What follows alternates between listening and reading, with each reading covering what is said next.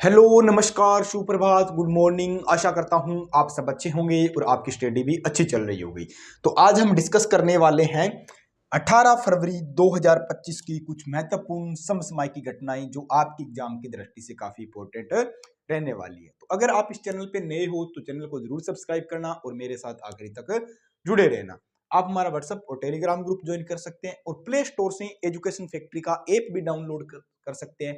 इन सब का लिंक आपको वीडियो के डिस्क्रिप्शन में मिलेगा। अगर आपको ये पीडीएफ चाहिए तो आप हमारे टेलीग्राम ग्रुप में जाएं, वहां हमने इसको ऑलरेडी सेंड कर दी है। तो डिस्कशन स्टार्ट करते हैं और देखते हैं एग्जाम की दृष्टि से वो कौन कौन सी घटनाएं हैं जो आपके लिए काफी इंपॉर्टेंट होगी। तो आज का हमारा फर्स्ट क्वेश्चन, 24वें दिव्य कला मेले का उद्घाटन कहां किया जाएगा? तो मतलब 24वें दिव्य कला मेले का उद्घाटन कहां किया जाएगा हाल ही में? तो 24वें दिव्य कला मेले का उद्घाटन गुलशन ग्राउंड जम्मू कश्मीर में किया जाएगा। कहां पे बेटा? जम्मू कश्मीर में किया जाएगा, जम्मू में किया जाएगा। ठीक है, किसने किया है? तो जम्मू कश्मीर क्या है? एक केंद्र शासित प्रदेश है, वहां क्या है? उप राज्यपाल है। कौन है वहां पे? उपराज्यपाल है। कौन है? मनोज सिन्हा वहां की क्या बेटा? उपराज्य सिन्हा क्या है? वहां के उपराज्यपाल। जम्मू कश्मीर में के हाल ही में मुख्यमंत्री बने हैं, कौन बने हैं सीम? उमर अब्दुल्ला। कौन बने बेटा? उमर अब्दुल्ला। कौन बने? उमर अब्दुल्ला वहां के क्या है? मुख्यमंत्री बने हैं। ठीक है, जम्मू कश्मीर को हाल ही में रेलवे का 69वां जोन बनाया गया। रेलवे जोन बनाया गया। रेलवे का कौन सा? 69वां डिवीजन। रेलवे का डिवीजन जोन है वो 69वां बनाया गया। जम्मू कश्मीर में हाल ही में जेड मोड़ सुरंग का उद्घाटन किया गया। किसका बेटा? जेड मोड़ सुरंग हाल ही में कहां बनाई गई थी? जम्मू कश्मीर में। तो जम्मू कश्मीर से संबंधित हमने 3-4 चीजें देख ली है जो आपके लिए काफी इंपॉर्टेंट है। उपराज्यपाल मनोज सिन्हा है, सीएम उमर अब्दुल्ला बने हैं, रेलवे का 69वां डिवीजन जोन बनाया गया, इसको जेड मोड सुरंग का उद्घाटन जम्मू कश्मीर में किया गया और दिव्य कला मेले का कहां पे उद्घाटन किया गया है? जम्मू के गुलशन ग्राउंड में किया है। ऑप्शन बी हमारा राइट होगा। अब इसके बारे में थोड़ी जानकारी देखते हैं। हाल ही में जम्मू के गुलशन ग्राउंड में 24वें दिव्य कला मेले का उद्घाटन किया। कौन से क्रम का? 24वें। जम्मू कश्मीर के जो उपराज्यपाल है मनोज सिन्हा ने और केंद्रीय मंत्री वीरेंद्र कुमार ने इसका उद्घाटन किया है। यह 14 से लेके 24 फरवरी 2025 तक चलेगा। कितने दिन? 10 दिन चलने वाला है। यहाँ दिव्यांग कारीगरों और उद्यमियों के उत्पादों और कौशल का प्रदर्शन किया जाएगा। जो लोग हैंडीकैप्स है, जो बिजनेस करते हैं, उनकी कारीगरी है, उनके उत्पाद है, उनकी यहाँ पे प्रदर्शनी की जाएगी। 20 राज्य से यहाँ पे लोग भाग लेंगे और 100 से अधिक दिव्यांग कारीगर क्या इस मेले में भाग लेने वाले हैं। ठीक है, तो ये आपको याद रखना है। राज्यों में पंचायतों के हस्तांतरण की स्थिति रिपोर्ट 2024 में शीर्ष पे कौन सा राज्य रहा है? तो हाल ही में एक रिपोर्ट जारी की गई है पंचायतों के हस्तांतरण से संबंधित। ठीक है, तो उसमें सबसे टॉप नंबर पे कौन रहा है बेटा? तो सबसे टॉप में मैं बात करूं तो कौन रहा है? कर्नाटक रहा है। कौन रहा है? कर्नाटक। थोड़ा इस पे गलत लिखा हुआ है यहाँ पे, कौन रहा है? एक न हटा दो। कौन रहा है? कर्नाटक रहा है। ठीक है, कर्नाटक क्या है हमारा? टॉप पे रहा है। ठीक है, तो कौन टॉप पे रहा है? कर्नाटक टॉप पे रहा है। ऑप्शन डी हमारा राइट होगा। अब पंचायतों के संबंधी बात करें तो पंचायत का अधिनियम कौन सा था बेटा? पंचायत स्तर का अधिनियम कौन सा था पंचायतों का? तो 1973 में कौन सा आया था? तो सॉरी, 93 में कौन सा आया था? 1993 में 73वां संविधान संशोधन हुआ था।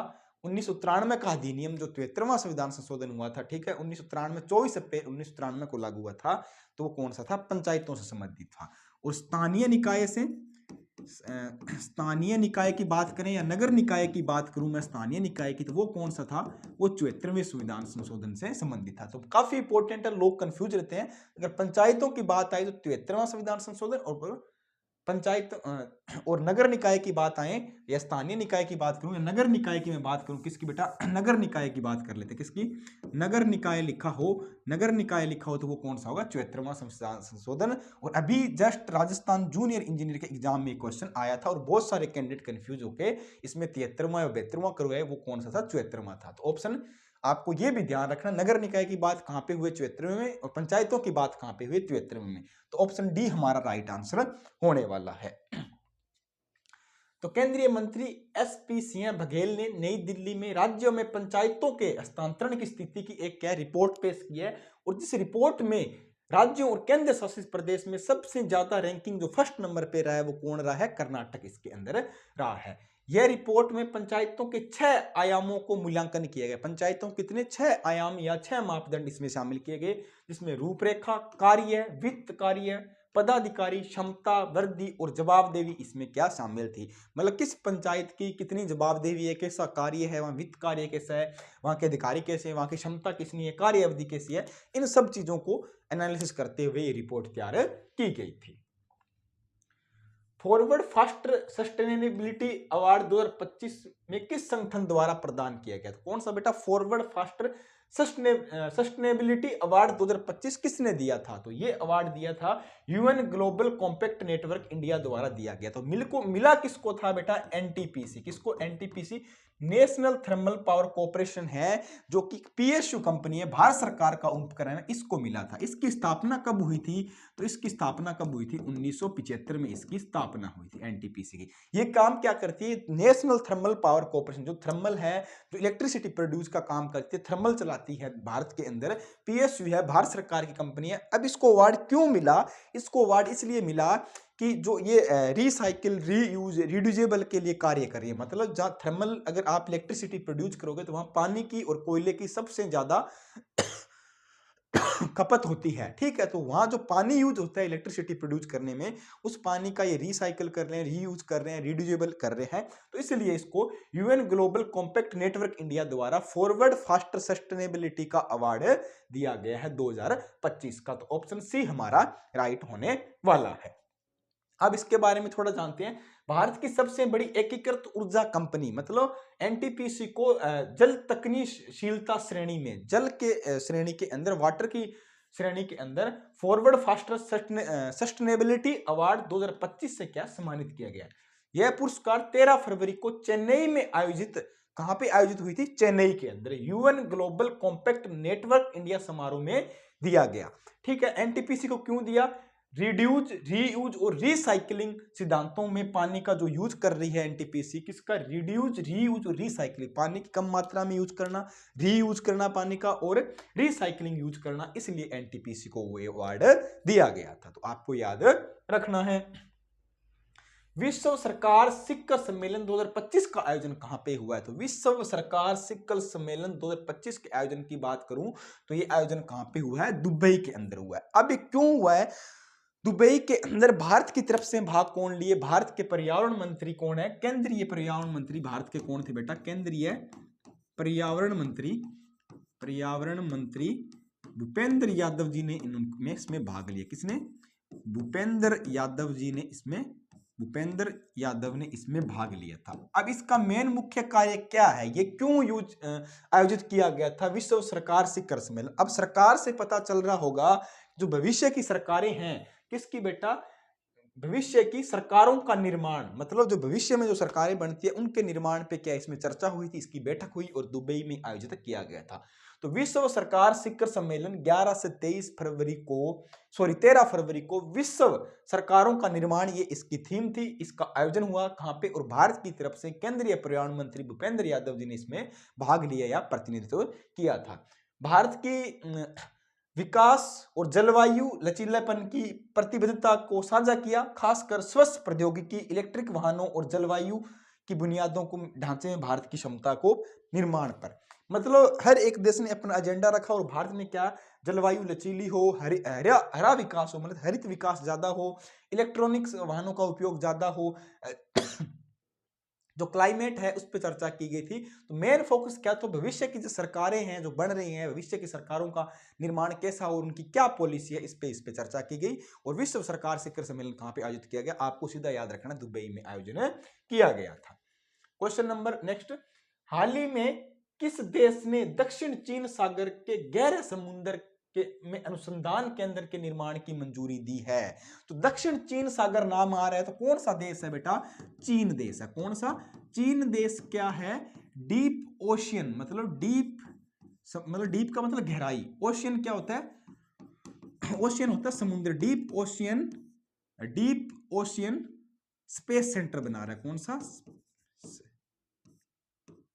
Space centre, deep ocean space centre बना रहा है। क्या बना रहा है? Deep sea space centre, sorry deep sea space centre बना रहा है। क्या? डीप सी स्पेस सेंटर बना रहा है। क्या बना रहा है? डीप सी स्पेस सेंटर बना रहा है। इसका मतलब क्या है? डीप सी स्पेस सेंटर क्या है? मतलब समुद्र की गहराई के अंदर एक स्पेस सेंटर बनाने जा रहा है। गहराई कितनी है? गहराई की मैं बात करूं तो गहराई कितनी है? 2000 मीटर गहराई के अंदर। कितनी? 2000 मीटर गहराई में। और कब तक बन जाएगा ये कब तक तैयार हो जाएगा? तो तैयार कब तक हो जाएगा? ये 2030 तक बन के तैयार हो जाएगा। कब तक? 2030 तक बन के क्या ये तैयार हो जाए? कब तक? 2030 तक बन के क्या ये, अरे भाई 80 क्यों लिखा जा रहा है? 2030 तक बन के क्या ये तैयार हो जाए। तो कौन देश तैयार कर रहा है? दक्षिण चीन सागर में कर रहा है, तो मतलब चीन तैयार कर रहा है। जिस तरह हम अंतरिक्ष के अंदर स्पेस सेंटर बना रहे हैं, उसी तरह समुद्र के अंदर, समुद्र की गहराई मतलब 2000 मीटर गहराई के अंदर डीप सी स्पेस सेंटर बन रहा है। कौन सा? मतलब डीप मतलब गहराई, सी मतलब समुद्र, स्पेस मतलब स्पेस की तरह। और सेंटर कहां पे बन रहा है? समुद्र की गहराई में। चीन बना रहा है, 2000 मीटर गहराई तक काम करेगा, 2030 तक बनने जा रहा है। सभी देश क्या कर रहे हैं? स्पेस में बना रहे हैं। चीन ने स्पेस में बनाने के बाद क्या? समुद्र के अंदर, समुद्र का अनुसंधान, उसका परीक्षण करने के लिए, जानने के लिए समुद्र के बारे में दक्षिण चीन सागर के अंदर क्या एक डीप सी स्पेस सेंटर बनाने जा रहा है और 2030 तक बन के तैयार हो जाता है। ऑप्शन बी हमारा राइट आंसर होने वाला है। दक्षिण चीन ने दक्षिण चीन सागर में डीप सी स्पेस स्टेशन या डीप सी स्पेस सेंटर की बात करें, स्टेशन की बात करें, नामक गहरे समुद्री अनुसंधान केंद्र को मंजूरी दी है। 2000 की मीटर गहराई पर यह स्थित होगा। मतलब आप सोच सकते हो कितना गहरा होने वाला है। और 2030 तक ये चालू हो जाएगा। इसमें 6 वैज्ञानिक और 1 महीने का अनुसंधान कर सकते हैं। मतलब इतना बड़ा होगा, एक रूम जितना होने वाला है, जिसमें 6 लोग एक साथ रह सकते हैं और 1 महीने तक वो अंदर रह सकते हैं। इतना खाना पीना, उनकी रहने की व्यवस्था, 1 महीने का मटेरियल वो साथ में ले जा सकते हैं। जिसमें क्या स्टेशन का उद्देश्य क्या है? कोल्ड सीप इकोसिस्टम, मेथेन प्रवाह और जो पारिस्थितिकी तंत्र में जो बदलाव हो रहा है और टेक्टोनिक गतिविधियों का अध्ययन करने के लिए ये बनाया जाएगा। मतलब जो मेथेन का प्रवाह है या कोल्ड सी इकोसिस्टम है, समुद्र का जो इकोसिस्टम किस तरह बदल रहा है, और जो पारिस्थितिक तंत्र है, जो इन्वायरमेंट है समुद्र में, जो पृथ्वी पे जो चीजें चेंज हो रही है धीरे धीरे, उसमें कैसा बदलाव हो रहा है, टेक्टोनिक गतिविधियां, जो टेक्टोनिक प्लेट्स है वो गतिविधियां करती है, भूकंप आते हैं, सुनामी आते हैं, इन सब के बारे में क्या यहाँ रिसर्च की जाएगी और ट्रेनिंग की जाएगी। 6 लोग रह सकते हैं, 1 महीने तक इसमें रह सकते हैं। जिस तरह स्पेस के अंदर होता है, उसी तरह क्या है समुद्र की गहराई के अंदर होने वाला है, 2000 मीटर की गहराई तक। अब देख लो जमाना कहां से कहां पहुंच गया, लोग चांद मंगल और समुद्र की गहराई तक पहुंच गए। ठीक है। संवाद, संघर्ष निवारण और पर्यावरण चेतना के लिए विश्व हिंदू बौद्ध पहल का 4था संस्करण कहां आयोजित किया गया है? तो संवाद और संघर्ष निवारण पर्यावरण चेतना के लिए विश्व हिंदू बौद्ध पहल का 4था संस्करण कहां पे आयोजित किया गया है? तो ये कहां पे हुआ है?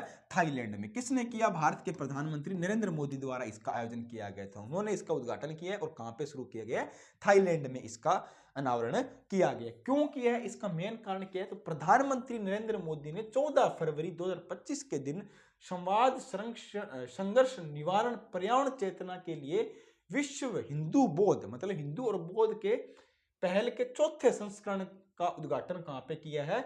उसको संबोधित किया था, उसका उद्घाटन किया कहां? थाईलैंड में।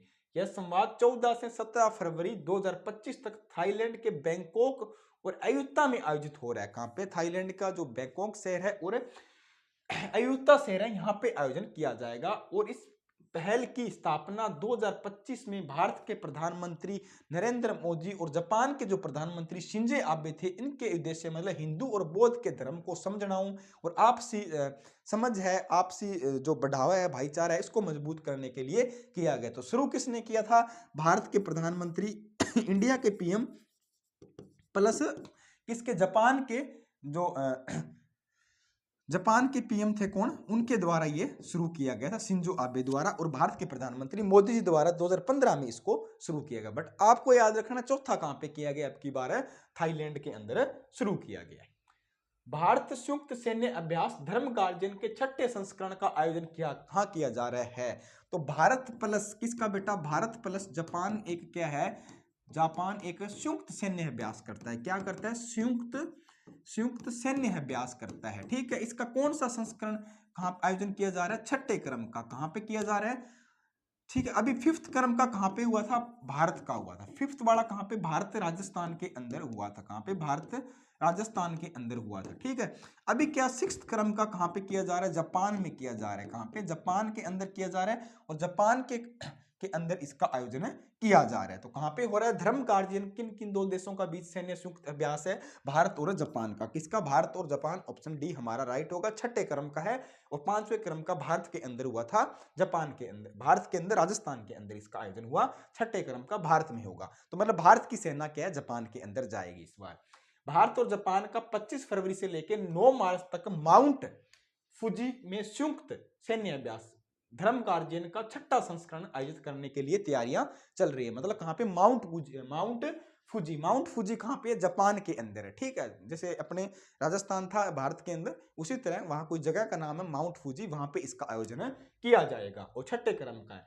यह वार्षिक अभ्यास का उद्देश्य संयुक्त राष्ट्र का, ये मतलब क्या? वार्षिक एक युद्ध अभ्यास है, हर साल होता है, और मतलब दोनों देशों की जो सैन्य संबंध को मजबूत करने के लिए और सेल्फ डिफेंस को बढ़ावा देने के लिए, और एक दूसरे के सहयोग को मतलब ट्रेनिंग देते हैं एक दूसरे की सेना को, इसके लिए इसका आयोजन किया जा रहा है। आपको याद क्या रखना है कि धर्म गार्जियन युद्ध अभ्यास किन दो देशों के बीच होता है? भारत और जापान के बीच होता है। डायरेक्ट क्वेश्चन आपको एग्जाम में देखने को मिलेगा।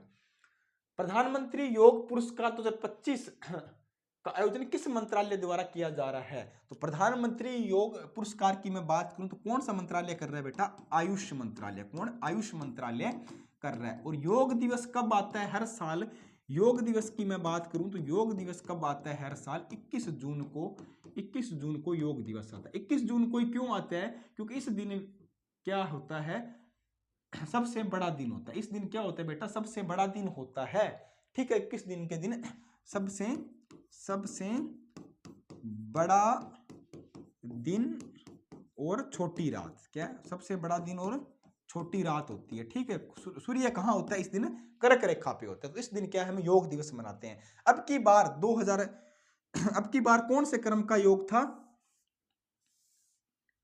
अब की बार कौन से क्रम का योग था? 10वें क्रम का योग दिवस मनाया गया था। ठीक है, तो किस मंत्रालय द्वारा योग दिवस मनाया जाता है? आयुष मंत्रालय द्वारा इसको योग दिवस मनाया जाता है। तो आयुष मंत्रालय ने प्रधानमंत्री योग पुरस्कार 2025 के लिए नामांकन शुरू कर दिए हैं, और इसमें आयुष मंत्रालय ने अंतर्राष्ट्रीय योग दिवस 2025 के लिए प्रतिष्ठित प्रधानमंत्री योग पुरस्कार के लिए आधिकारिक तौर पर नामांकन शुरू किया है। मतलब ये एक इसमें अवार्ड भी दिया जाता है, आयुष मंत्रालय द्वारा जाता है, जो कि योग पुरस्कार के दिन दिया जाता है, जो योग पुरस्कार का अवार्ड होता है। और हर साल कब मनाया जाता है? 21 जून को योग दिवस मनाया जाता है। और कौन से मंत्रालय के अधीन आता है? आयुष मंत्रालय के अधीन आता है। नई दिल्ली में आदि महोत्सव 2025 का उद्घाटन किसने किया? तो आपसे पूछे कि आदि महोत्सव कहां पे हो रहा है बेटा? मतलब आदि महोत्सव की मैं बात करूं, आदि महोत्सव मतलब जो आदिवासी है, जो ट्राइबल जनजाति है, इससे रिलेटेड है। कहां पे हो रहा है? नई दिल्ली में इसका आयोजन किया जा रहा है। कहां पे? नई दिल्ली में इसका आयोजन किया जा रहा है। किसके द्वारा किया गया है नई दिल्ली में इसका आयोजन? तो बात करें नई दिल्ली में इसका आयोजन हमारे राष्ट्रपति द्वारा किया गया। किसके द्वारा बेटा? राष्ट्रपति द्वारा इसका आयोजन किया गया। श्रीमती द्रौपदी मुर्मू जी द्वारा इसका आयोजन किया गया। नई दिल्ली के अंदर आदि महोत्सव किया गया है। मतलब ट्राइबल है, जो आदिवासी जनजाति है, इससे संबंधित इसका आयोजन किया जाता है। तो जनजातीय कार्य मंत्रालय के तहत tribal cooperative marketing development federation of India limited की एक प्रमुख पहल है, जो कि आदि महोत्सव 2025 का उद्घाटन भारतीय राष्ट्रपति श्रीमती द्रौपदी मुर्मू जी द्वारा किया गया। और कहां पे? मेजर ध्यानचंद खेल स्टेडियम नई दिल्ली में इसका आयोजन किया गया। तो कौन करता है? जनजातीय जो ट्राइबल मंत्रालय, वो इसका उद्घाटन, इस कार्यक्रम को ऑर्गेनाइज करता है। और साथ में कौन होता है? Tribal cooperative marketing development federation of India limited द्वारा इसका सहयोग किया जाता है। तो इसका उद्घाटन किसने किया? आपकी बार भारत के राष्ट्रपति द्रौपदी मुर्मू जी द्वारा इसका उद्घाटन किया गया। अभी हाल ही में जर्मनी के म्यूनिख में चौथे नो मनी फॉर टेरर सम्मेलन में भारत का प्रतिनिधित्व नेतृत्व किसने किया था? तो कौन सा सम्मेलन हुआ था बेटा? No money for terror. इसका मतलब क्या है? नो मनी फॉर, कौन सा बेटा? No money for terror. इसका मतलब क्या है? जो देश आतंकवाद को बढ़ावा देते हैं, टेररिस्ट को बढ़ावा देते हैं, उनको कोई भी फंडिंग या उनको कोई भी सहायता नहीं प्रोवाइड की जाएगी। मतलब तो ये इसका आयोजन कहां पे हुआ था? इसका आयोजन, इस सम्मेलन का आयोजन कहां पे हुआ था? जर्मनी में हुआ था। 2025 वाला कहां पे हुआ? जर्मनी में। भारत की तरफ से इसमें भाग किसने लिया? तो नित्यानंद राय जी ने। किसने लिया बेटा? नित्यानंद राय जी ने इसमें भाग लिया था। ठीक है, ये हमारे कैबिनेट में राज्य मंत्री है। ठीक है, इन्होंने इसमें भाग लिया। और 2022 वाला इसका आयोजन कहां पे हुआ? तो 2022 वाला इसका आयोजन भारत में, इसका आयोजन कि 2022 में हुआ था, उसका आयोजन किसने किया? भारत में। 2025 वाला कहां पे?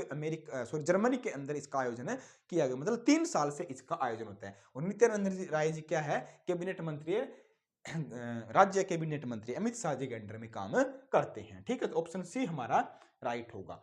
भारत के प्रधानमंत्री जी के नेतृत्व में भारत आतंकवाद के खिलाफ लड़ाई और वैश्विक समुदाय को मजबूती से खड़ा है। केंद्रीय गृह राज्य मंत्री नित्यानंद राय जी ने 23 फरवरी 2025 को जर्मनी के म्यूनिख में चौथे, मतलब नो मनी फॉर टेरर सम्मेलन में भारत का प्रतिनिधित्व किया है। तो कौन से क्रम का था? चौथे क्रम का था। भारत के ये केंद्रीय राज्य मंत्री है नित्यानंद राय जी। ठीक है, केंद्रीय राज्य गृह मंत्री है नित्यानंद राय जी। और नो मनी फॉर टेरर, मतलब जो देश आतंकवाद को बढ़ावा देते हैं उनको कोई फंडिंग नहीं दी जाएगी। तो 2022 में हुआ, जो भारत में हुआ, थर्ड वाला। और चौथे वाला 2025 वाला कहां पे हुआ है? ये हुआ है फोर्थ क्रम वाला कहां पे हुआ है? फोर्थ क्रम वाला कहां पे हुआ है? जर्मनी में आयोजन हुआ है। कहां पे? जर्मनी में। कौन सा हुआ है? फोर्थ क्रम वाला आयोजन किया गया है। चलते हैं नेक्स्ट क्वेश्चन की तरफ। ठीक है, हाल ही में अंतरराष्ट्रीय बाल कैंसर दिवस कब मनाया जाता है? अंतरराष्ट्रीय बाल कैंसर दिवस की बात करूं तो हर साल कब मनाया जाता है? 15 फरवरी को मनाया जाता है। इसका क्या उद्देश्य है? जो कैंडिडेट कैंसर से पीड़ित है तो उनके उपचार के, उनके इलाज के लिए और कैंसर के प्रति लोगों में जागरूकता देना, इस रोग से कैसे बचा जा सकता है, इसकी सावधानियां क्या होता है, इसलिए हर साल अंतरराष्ट्रीय बाल कैंसर दिवस है 15 फरवरी को मनाया जाता है।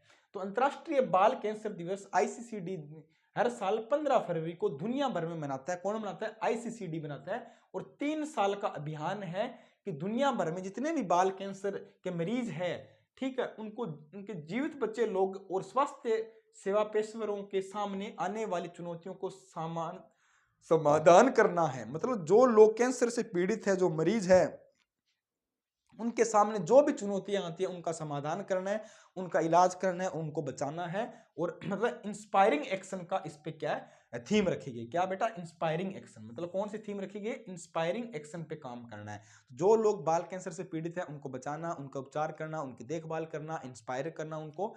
और 3 साल का इन्होंने लक्ष्य रखा है। तो ICCD ने ये काम शुरू किया है।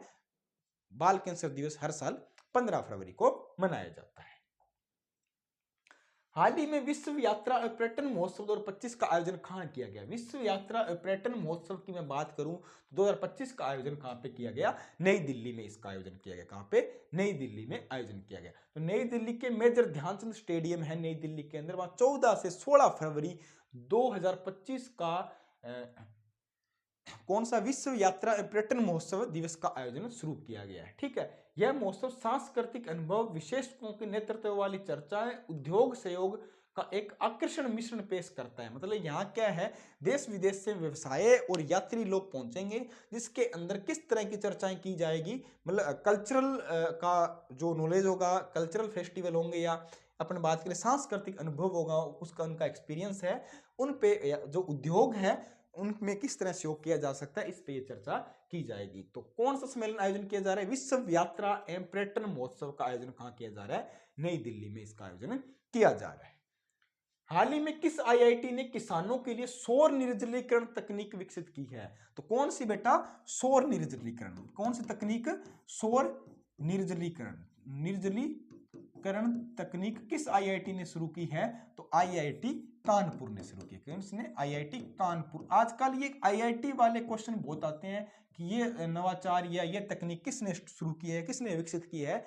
तो IIT कानपुर ने इस तकनीक को, सौर निर्जलीकरण को विकसित किया। क्यों विकसित किया? इसको विकसित करने का मेन उद्देश्य क्या है? तो IIT कानपुर ने किसानों की आय बढ़ाने और फसल उपरांत नुकसान कम करने के लिए सौर निर्जलीकरण तकनीक विकसित की है। किसने? आईआईटी कानपुर ने। मतलब किसानों की आय बढ़ाने के लिए, उनको नुकसान वगैरह कम हो, अगर फसल पक जाती है तो उसको डायरेक्ट मतलब फसल उपरांत नुकसान कम हो और उनको बचत ज्यादा हो, उनकी आय बढ़े, तो इसलिए क्या है, आईआईटी कानपुर ने एक सौर निर्जलीकरण की तकनीक विकसित की, जिसका उद्देश्य क्या है? टिकाऊ ऊर्जा का उपयोग करके कृषि उपजाऊओं को संरक्षित करना। मतलब टिकाऊ ऊर्जा का उपयोग करके जो कृषि के उत्पाद है उनको किस तरह संरक्षित करना, मतलब उनको किस तरह स्टोर किया जा सकता है और उनको एक लंबे टाइम तक बचा के रखा जा सकता है। तो इसलिए आईआईटी कानपुर ने क्या है, सौर निर्जलीकरण मतलब एक सौर निर्जलीकरण स्कीम तकनीक विकसित की है। मतलब एक फिक्स मतलब टिकाऊ ऊर्जा का प्रयोग करके, ठीक है। इसमें क्या है, जो कृषि उत्पाद है उनको संरक्षण करने का काम किया जाएगा। हाल ही में यूके के मानद नागरिक पुरस्कार द मोस्ट, कौन सा बेटा? The most excellent order of the British Empire किस सिविल डिवीजन में किससे सम्मानित किया गया है? तो कौन सा अवार्ड की बात करें अपन, अवार्ड की मैं बात करूं तो कौन सा अवार्ड है? मानद नागरिक पुरस्कार the most excellent order of the British Empire. कौन सा? The most excellent order of the British Empire, मतलब ब्रिटिश का क्या है, सिविल डिवीजन का मतलब सर्वश्रेष्ठ अवार्ड है। कौन सा बेटा? ब्रिटिश सरकार का। तो किसको दिया गया अवार्ड है? जो सीईओ है किसके? टाटा ग्रुप के। किसके बेटा? टाटा ग्रुप के जो सीईओ है, टाटा ग्रुप के जो सीईओ है कौन है? कौन है? नटराजन चंद्रशेखरन को दिया गया। नटराजन चंद्रशेखरन को ये अवार्ड दिया गया, ठीक है। नटराजन चंद्रशेखरन को ये अवार्ड दिया गया। 2022 में इनको क्या है, पद्म भूषण भी मिला था। पद्म भूषण भी 2022 में मिला। 2023 में इनको फ्रांस का हाईएस्ट अवार्ड में मिला। फ्रांस का हाईएस्ट अवार्ड मिला। क्या? हाईएस्ट अवार्ड भी इनको दिया गया, ये भी आपको याद रखना है। तो 2023 में फ्रांस का इनको हाईएस्ट सिविलियन अवार्ड भी दिया गया। 2022 में इनको पद्म भूषण मिला। टाटा ग्रुप के सीईओ है नटराजन चंद्रशेखर, इनको हाल ही में British Empire of the civil division का अवार्ड दिया गया। और जो रतन टाटा थे, टाटा ग्रुप की बात आती है तो रतन टाटा जी थे बेटा, रतन टाटा थे, इनको कब? 2008 में क्या मिला हुआ है? पद्म क्या मिला? पद्म विभूषण इनको क्या मिला हुआ है? 2008 में। हो सकता है अब सरकार इनको इस साल भारत रत्न भी दे सकती है। अब टाटा ग्रुप के सीईओ कौन है? नेओल टाटा। कौन है बेटा? नेओल टाटा क्या है सीईओ? क्या सॉरी, अध्यक्ष। अभी अध्यक्ष कौन है टाटा ग्रुप के? नए अध्यक्ष हैं नेओल टाटा है। कौन? नेओल टाटा क्या इसके अध्यक्ष। तो आपको याद रखना, रतन टाटा को 2008 में क्या पद्म विभूषण मिला था। सीईओ टाटा ग्रुप के थे नटराजन जी को 2022 में पद्म भूषण और 2023 में फ्रांस का हाईएस्ट सिविल अवार्ड मिला था। और अभी इनको क्या मिला है? नटराजन, अभी कौन सा मिला है? ब्रिटिश एम्पायर सिविल डिवीजन का हाईएस्ट अवार्ड इनको दिया गया है, ठीक है। सूर्या बालाजी का आपने नाम सुना होगा, तो इनको क्या मिला है? व्यास सम्मान मिला हुआ। क्या बेटा? व्यास सम्मान इनको मिला हुआ है। कौन देश, किसके लिए, कौन सी किस देश, किसके लिए मिला था इनको व्यास सम्मान? कौन देश का वासी। व्यास सम्मान भी मिला हुआ है कौन देश का वासी, इनकी एक साहित्य के लिए इनको क्या है? व्यास सम्मान मिला हुआ। तो ऑप्शन बी हमारा राइट आंसर होने वाला। हाल ही में दिवंगत विमला बहुगुणा का संबंध किस आंदोलन से है? तो किसका बेटा? विमला बहुगुणा की मैं बात करूं, किसका बेटा? विमला बहुगुणा, ठीक है, जिनका हाल ही में निधन हो गया है, ठीक है, जब ये चर्चा में आया, ठीक है, विमला बहुगुणा। तो विमला बहुगुणा, ठीक है, इनका हाल ही में निधन हो गया। और ये किसकी पत्नी थी? पत्नी किसकी थी बेटा? सुंदर लाल बहुगुणा की पत्नी थी। किसकी बेटा? सुंदर लाल बहुगुणा की ये क्या थी? पत्नी थी। इनका संबंध किससे था? चिपको आंदोलन। किससे बेटा? चिपको आंदोलन। चिपको आंदोलन किससे रिलेटेड है? चिपको आंदोलन किससे रिलेटेड है? जो 1973 में हुआ था पेड़ों को बचाओ के लिए। मतलब इन्होंने पेड़ों को काटने नहीं दिया, पेड़ों के बचाओ के लिए इन्होंने पेड़ बचाव के लिए आंदोलन शुरू किया। किसके लिए बेटा? पेड़ बचाव के लिए आंदोलन।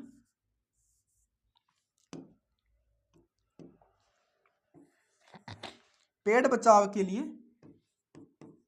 के लिए क्या ये आंदोलन शुरू किया गया था। तो इनका संबंध किससे है? चिपको आंदोलन से। 1973 में पेड़ों के बचाव के लिए इन्होंने आंदोलन शुरू किया। और एक चिपको आंदोलन राजस्थान के अंदर भी चला था, खेजड़ियों को बचाने के लिए, जो खेजड़ी आंदोलन भी बोलते हैं, जोधपुर के अंदर शुरू हुआ था। तो सुंदरलाल बहुगुणा की वाइफ थी विमला बहुगुणा, ठीक है।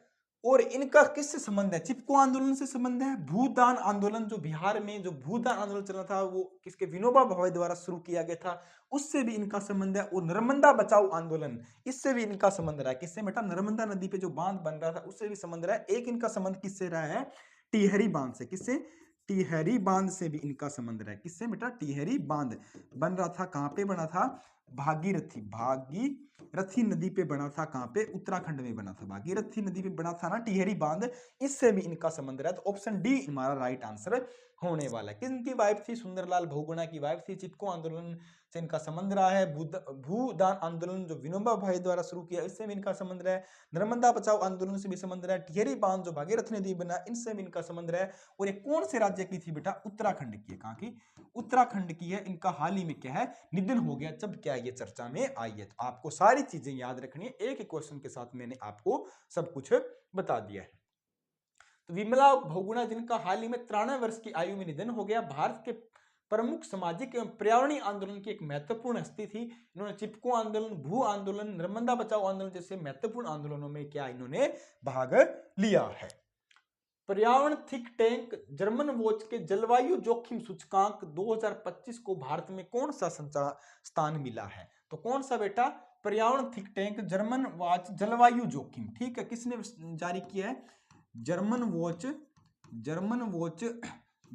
जलवायु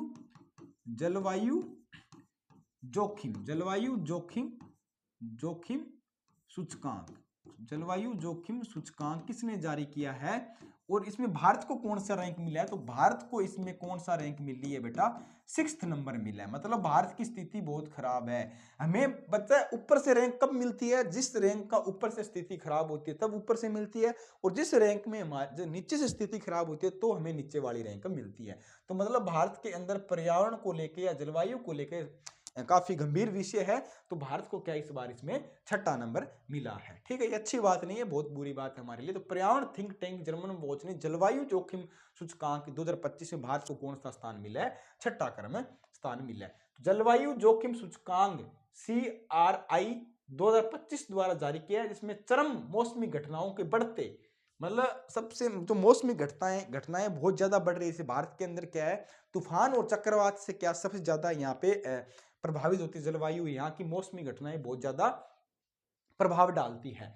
तो वैश्विक प्रभाव मजबूत जलवायु कार्रवाई की आवश्यकता पर प्रकाश डाला है कि मतलब यहाँ बहुत ज्यादा काम करने की इनको जरूरत है। तो चरम मौसम की घटनाओं के कारण भारत में सबसे अधिक प्रभावित देशों में 1993 में से लेकर 2022 तक क्या 6ठे स्थान पर है, जबकि 2022 में इसकी अल्पकालिक रैंकिंग में सुधार होकर 49वें स्थान पर आया है।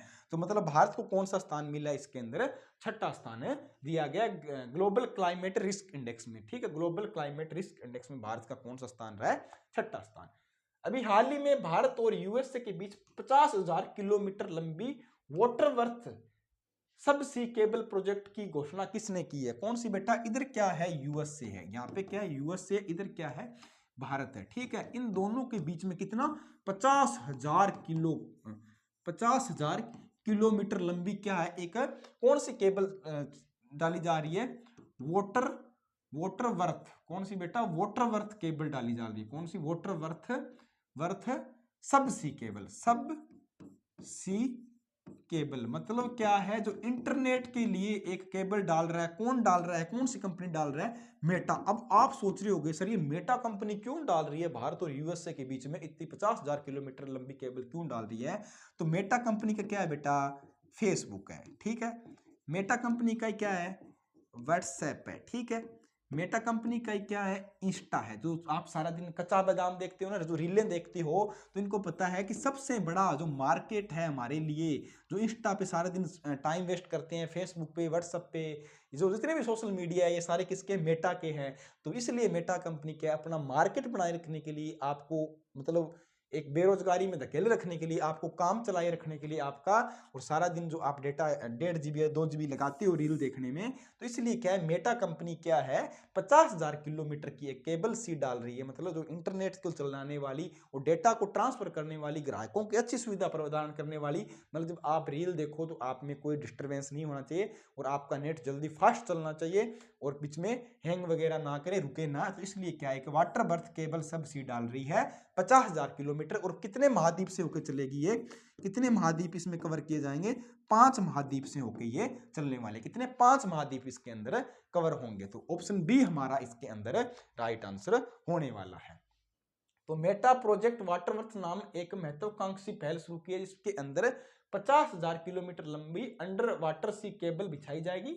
इस परियोजना का उद्देश्य भारत और अमेरिका के बीच डिजिटल कनेक्टिविटी को क्या है, मजबूत करना है, जिससे विश्वसनीयता इंटरनेट सेवाएं उपलब्ध कराई जा सकती है। मतलब भारत और अमेरिका के में इंटरनेट की कनेक्टिविटी को क्या है, मजबूत करना, और जो समुद्रों के अंदर जो केबल होती है इंटरनेट की, वो हमेशा समुद्रों में डली होती है, जिससे पूरा विश्व इंटरनेट के थ्रू क्या जुड़ा रहता है। तो ये हमारे आज के कुछ MCQ थे इंपॉर्टेंट, जो आपके लिए काफी महत्वपूर्ण है। अब हम डिस्कस करेंगे वन लाइनर, जिससे आपका रिवीजन भी होगा।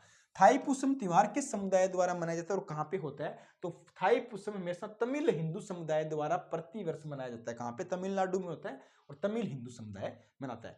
F-35 लड़ाकू विमान भारत किस देश की द्वारा पेशकश किए जा रहे हैं? तो F-30 लड़ाकू विमान भारत को कौन सा देश दे रहा है? अमेरिका दे रहा है। ठीक है, कौन? America.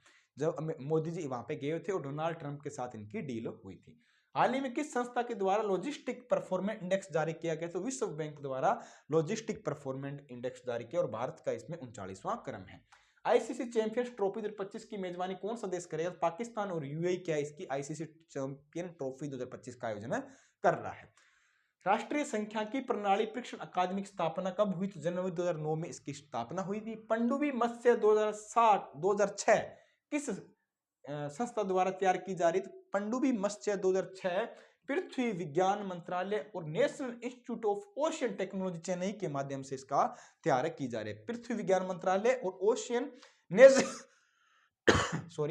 National institute of ocean technology के माध्यम से इसको तैयार किया जा रहा है। पहली बार राष्ट्रपति शासन किस राज्य में लगाया गया था? तो पहली बार राष्ट्रपति शासन पंजाब के अंदर 1951 में लगाया गया था और हाल ही में कहां पे लगा है? मणिपुर के अंदर लगा है।